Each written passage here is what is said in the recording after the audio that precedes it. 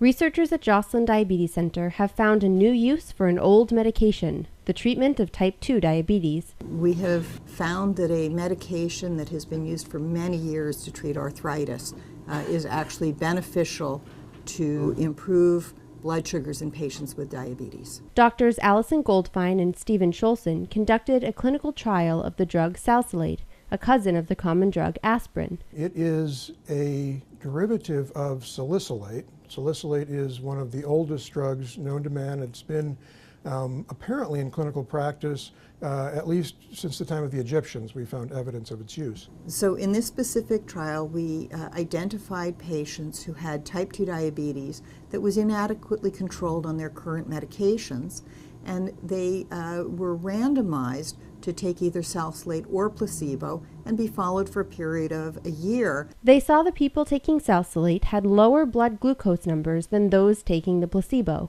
Salsalate as a diabetes medication works by reducing inflammation associated with being overweight. So we would envision that this would be one of the cheaper drugs that could be brought to market because it already is generic and quite inexpensive. Though Salsalate has been used for medical purposes for years, it has never undergone a clinical trial. When Salsalate was first developed as a drug for the treatment of arthritis, the same type of clinical trials that we conducted were not necessary in order to have drugs approved for marketing. So it's really the first formal testing of a very old medication. Along with reduction in blood sugar, they found beneficial effects on levels of triglycerides and uric acid. So it's all new findings for maybe the world's oldest drug or one of the world's oldest drugs. Next, they plan to learn more.